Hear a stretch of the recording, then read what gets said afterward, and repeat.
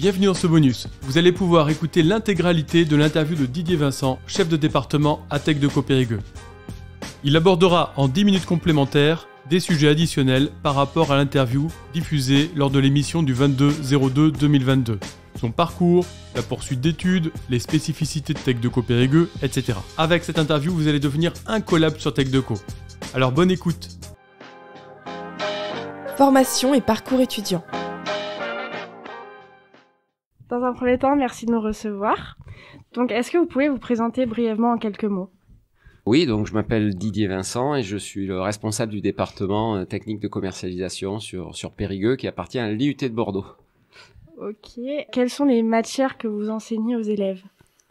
Alors, il y a beaucoup de matières en IUT. Les premières matières que j'ai enseignées ici, c'était la communication et la distribution. Et maintenant, j'enseigne principalement tout ce qui tourne autour du marketing, de la recherche marketing aussi. Et une autre facette, c'est tout ce qui est le PPP. Ça, c'est une spécificité de l'IUT, le projet personnel professionnel, où on apprend à connaître un petit peu les étudiants. Voilà. Est-ce que vous pouvez nous en dire un peu plus sur votre parcours professionnel ? Alors, j'ai eu un petit parcours dans le privé avant. Voilà, j'ai travaillé dans le marketing pendant 4 ans, dans l'entreprise DIM qui fait des sous-vêtements, voilà, du chaussant. J'étais 2 ans chef de produit pour une marque qui s'appelle Diams, donc au siège à Paris, et 2 ans aussi responsable marketing d'une filiale à Zurich, donc en Suisse. Voilà. Et après, voilà, j'ai voulu donner un autre sens à mon activité professionnelle et je suis devenu enseignant. Voilà. C'est un concours pour devenir prof en économie-gestion, en spécialisation marketing. Merci beaucoup. En tant que chef de département, quelles sont vos principales missions ? Alors déjà, le chef de département, il est à la fois prof et il a une charge administrative à réaliser. Il est normalement élu et il est élu par ses collègues, voilà, par l'équipe pédagogique, et il est nommé ensuite par le directeur, en l'occurrence la directrice de l'IUT de Bordeaux. Voilà, et le mandat dure 3 ans. On peut renouveler, donc j'en suis à ma 5e année. Voilà. Son rôle, il y a plusieurs facettes dans son activité. Son rôle, c'est animer déjà l'équipe pédagogique. C'est aussi assurer la gestion administrative, financière, puisqu'on va gérer un budget. Voilà, un budget du département pour faire de l'investissement, pour mener des travaux à bien, pour faire fonctionner voilà, l'établissement. Il lance aussi, avec l'aide des collègues, des projets, des nouveaux projets. Il met en application, en effet, ce qui est décidé au niveau national. Vous savez que le DUT est passé en 3 ans. Il s'appelle maintenant le BUT, Bachelor Universitaire de Technologie. Donc voilà, il a à la fois ce côté-là, cet aspect-là, et à côté, heureusement qu'il y a ça, eh bien, il y a des cours toujours avec les étudiants. D'accord, merci. Est-ce que vous pouvez nous expliquer la formation de TechDeco si vous deviez l'expliquer à des étudiants ? Oui, très bien. TechDeco, déjà, c'est une formation qui est très polyvalente dans le domaine du commerce, de la communication et du marketing. Voilà, donc c'est une formation qui est quand même tertiaire, bien sûr, qui peut se spécialiser maintenant à partir de la 2e année. Voilà, c'est une formation qui date des années, donc là on va revenir au siècle dernier, mais qui date des années 67-68. Il faut savoir que parmi les spécialités des DUT et des BUT maintenant, il y en a plusieurs. Il y a mesure physique, il y a informatique, il y a génie bio, il y a génie méca, il y a GEA et il y a TC. C'est celle qui est la plus présente au niveau national. Il y a 84 départements, villes qui proposent ce DUT, ce BUT. Voilà. Il est très présent, ce qui fait que, vous voyez, depuis les années 60 jusqu'à aujourd'hui, ça fait des générations et des générations de jeunes professionnels qui ont grandi et qui ont pris de l'expérience, qui ont fait le DUT TechDeco. Moi-même, j'ai fait un DUT TechDeco. Et donc, ces personnes-là, eh bien, véhiculent un petit peu dans le monde professionnel la qualité de la formation du DUT. Et dans chaque entreprise, dans chaque structure, il y a souvent des gens qui ont fait ce DUT TechDeco. Voilà. Donc c'est centré sur donc ces formations en marketing, communication et vente avec de nombreuses matières. Plus aussi tout ce qui permet aux jeunes étudiants de comprendre un environnement des entreprises, des organismes.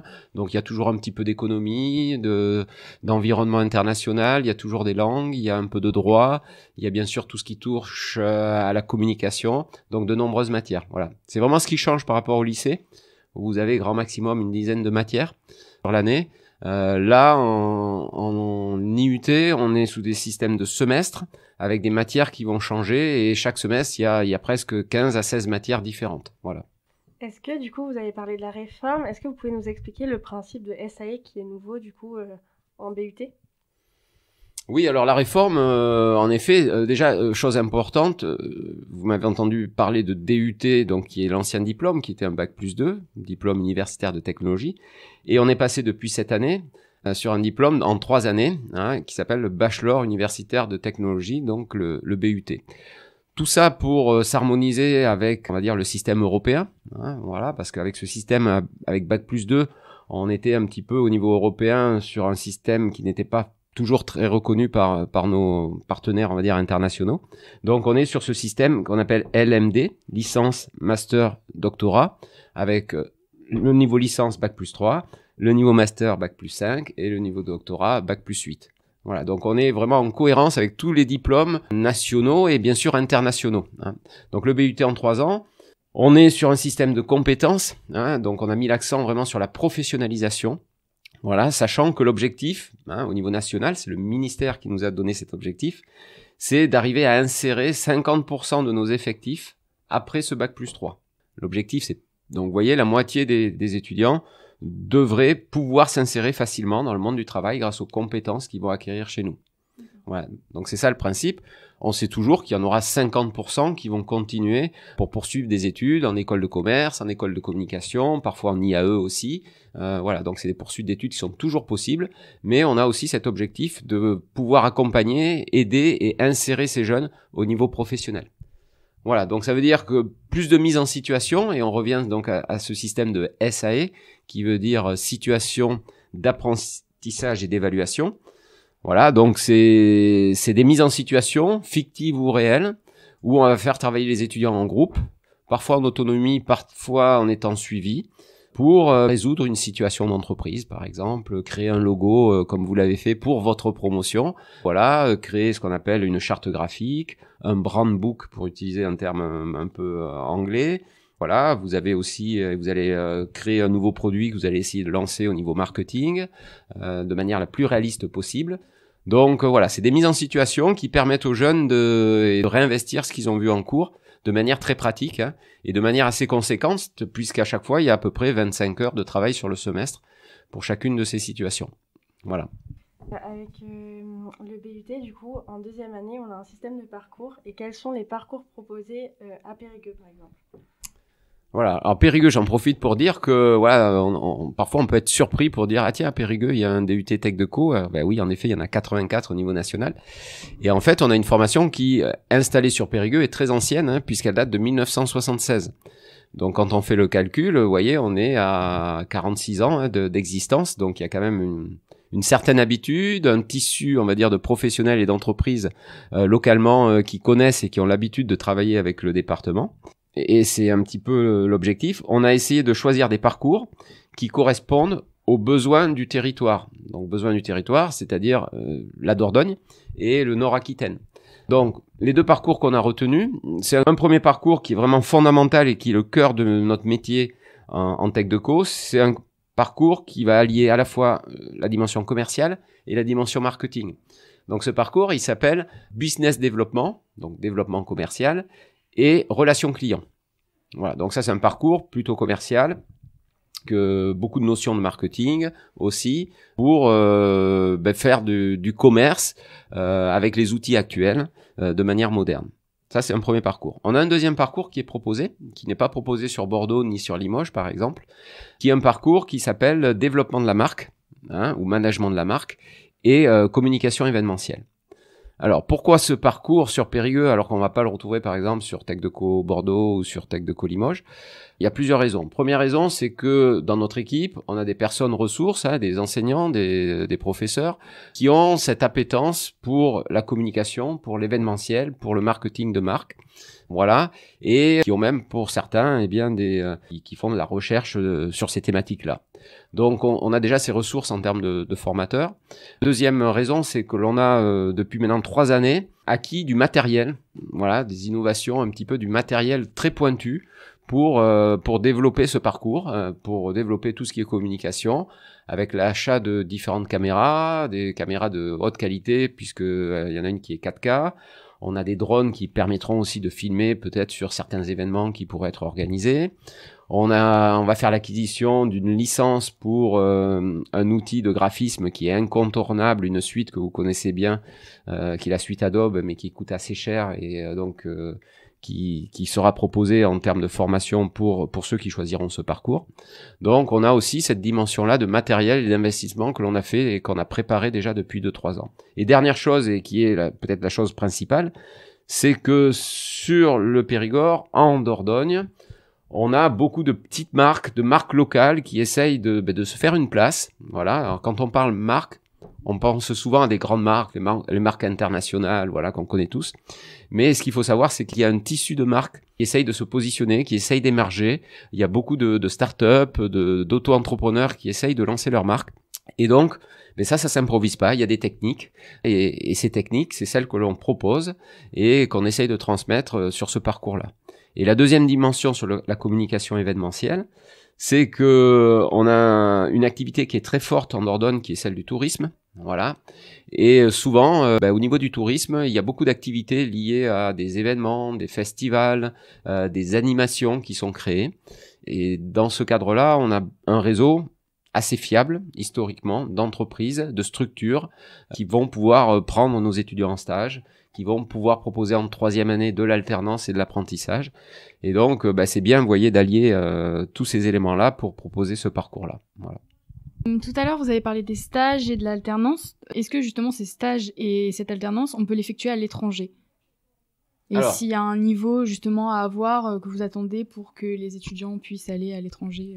Ouais, alors historiquement, c'est vrai que l'IUT bénéficie des accords internationaux de l'Université de Bordeaux, c'est-à-dire qu'on a les mêmes accords ici, l'IUT de Périgueux, on a les mêmes accords que les étudiants qui seraient sur Bordeaux. Donc il y a toujours possibilité, même si on est en train de caler tout ça, de faire un semestre ou faire des stages à l'étranger, mais surtout en 2e et en 3e année, hein, et plus particulièrement plutôt en 2e année. Voilà, donc il y a toujours cette possibilité-là. Après, il y a un deuxième sujet, celui de l'apprentissage et de l'alternance. On a décidé sur notre département de le proposer uniquement à partir de la 2e année. Hein, on estime que voilà, il est important de donner à nos étudiants d'abord quelques compétences en première année pour qu'ils soient prêts à aller travailler en entreprise. C'est pour ça qu'on le démarre en 2e année. Alors après, la difficulté d'allier les deux, hein, de faire un apprentissage à l'international, même au niveau international, hein, parce que en fait, l'apprentissage c'est un droit de travail qui est régi en fait par le droit français. Voilà, donc il y a un contrat de travail qui est régi par le droit français, c'est un contrat spécifique d'apprentissage. Donc il est très très difficile, même au niveau national, de faire un apprentissage à l'étranger. Hein. Pour notre part, hein, on n'en a jamais réalisé. Et je sais même pas si sur l'Université de Bordeaux, il y a déjà eu des contrats d'apprentissage avec une structure étrangère. Voilà. Quels sont les principaux débouchés de la formation Tech Deco? Alors, comme je vous l'ai dit, c'est une formation tertiaire, assez généraliste. Voilà, si on parle de débouchés en termes de postes et d'activités, on a vu qu'on était à la fois sur du marketing, sur du commercial, sur de la communication. Donc, si on regarde un petit peu nos anciens, voilà, il y en a qui sont devenus assistants marketing, d'autres qui ont bien progressé, qui sont chefs de projet événementiel. On a bien sûr des commerciaux, hein, soit en magasin, qui sont devenus pour certains gérants de magasin, managers de magasin. Voilà, directeurs d'agence aussi dans le secteur bancaire, dans le secteur aussi des assurances, chef de produit ou chef de marque, donc là on est plutôt dans le marketing. On en a pas mal et dont certains reviennent donner des cours ici chez nous, des gens qui travaillent aussi dans les achats, parce que le commerce on pense souvent aux vendeurs, mais il y a aussi des acheteurs professionnels, donc ça c'est important, c'est des débouchés et des métiers qui sont super intéressants. Voilà, gérant de magasin, gérant de PME, chef de publicité, community manager, voilà, tout ça ce sont des métiers en fonction des profils des jeunes, en fonction des stages qu'ils vont faire. Et certains vont aller dans une voie plutôt commerciale, plutôt marketing ou plutôt de communication. Voilà. Mais il y a une large palette en fait de professions qui est ouverte aux jeunes. Et en termes d'école, lesquelles sont accessibles pour une poursuite en master par exemple? Alors en effet, c'est vrai qu'avec ce BUT, une fois qu'on sera arrivé à la 3e année, même s'il y a une volonté d'insérer les jeunes professionnellement directement, il y en aura la moitié au moins qui vont continuer leurs études. Donc là, c'est encore à voir et à déterminer avec nos partenaires qui sont entre guillemets les écoles supérieures, hein, voilà, et en particulier les IAE. Donc ils ont besoin, quoi qu'il en soit, de ces flux d'étudiants, hein, voilà, pour fonctionner. Ils ont été habitués avec les DUT, les Bac+2, à prendre on va dire, un contingent ou beaucoup de personnes dans leurs écoles de commerce. Et ils attendront une année de plus pour, entre guillemets, recruter des étudiants en master. Donc ça peut être des écoles de commerce de bon niveau, voilà, des diplômes d'État, hein, ceux qui proposent le programme Grande École. Donc dans la région, on a bien sûr La Rochelle, on a Kedge à Bordeaux, bien sûr, et on a l'INSEC, on peut avoir le SC Pau aussi, on peut avoir Toulouse, voilà, qui sont des écoles plus ou moins bien classées, mais qui sont, on va dire, dans le top 20 ou dans le top 30 des écoles de commerce. Et puis après, on a les IAE. Donc les IAE, c'est, j'ai l'habitude de dire que les IAE, en fait, ce sont comme des écoles de commerce. Elles sont un peu plus jeunes, même si voilà, elles ont quand même un historique, elles sont un peu plus jeunes. On a largement la même qualité d'enseignement que dans les bonnes écoles de commerce. Voilà. Et par contre, les frais de scolarité sont ceux de l'université, donc ils sont beaucoup plus faibles que dans une école de commerce où le ticket d'entrée est à 8 000 ou 10 000 euros l'année. Voilà. Mais par contre, étant donné que le coût d'entrée est beaucoup moins cher, il est très sélectif, hein, puisqu'il y a beaucoup de jeunes qui veulent aller dans ces formations. Donc ça, c'est pour la partie école de commerce, IAE, et puis il y a aussi les écoles de communication, ouais, dont les étudiants sont de plus en plus friands. Voilà, donc là aussi, il y a des classements d'écoles, il y a des écoles de plus ou moins bonne qualité, voilà, qui peuvent offrir des perspectives à nos étudiants. On va revenir du coup au lycée. Oui. Du coup, est-ce qu'on va avoir un baccalauréat qui va être plus choisi pour rentrer en Tech Deco? Les spécialités qui sont plus adaptées si on est en général, par exemple? Ça, c'est une question intéressante qui nous est régulièrement posée, voilà, lors des journées portes ouvertes ou quand on a des questions de parents ou de lycéens. Il y a quelque chose qui nous est imposé d'abord, et après je vous parlerai du choix. Ce qui nous est imposé, c'est qu'au niveau national et au niveau de la région, le recteur, donc le rectorat dont nous dépendons, hein, nous a imposé de prendre 50% de bacs généraux et 50% de bacs techno. Donc ça nous va super bien en fait, hein, parce qu'on avait l'habitude de prendre beaucoup de bacs techno, 40% de nos effectifs, voilà, et 60% de bacs généraux. Donc aujourd'hui on est à 50-50, ça nous va bien. Pourquoi ? Parce que à la fois dans les bacs généraux et dans les bacs techno, on a des qualités qui sont complémentaires. Et dans les travaux de groupe qui sont effectués, voilà, et qui sont assez nombreux en BUT, eh bien, on arrive à créer une sorte d'osmose intéressante entre, d'une part, des bacs généraux et d'autre part, des bacs techno. Donc, pour nous, le fait d'avoir des bacs techno et des bacs généraux, c'est vraiment une richesse. Ça, c'est un premier point, c'est vraiment une richesse. Voilà. Et après, au niveau du choix, justement, cette diversité, nous, on est vraiment ouvert sur Tech Deco Périgueux à cette diversité de profils.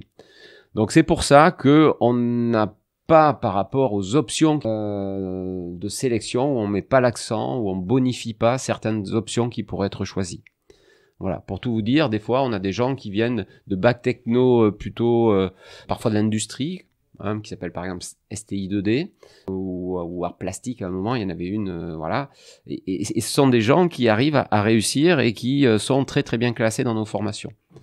Donc voilà, plus qu'une origine ou des options, c'est plutôt le profil équilibré du jeune et curieux que l'on recherche en fait. D'accord. Voilà.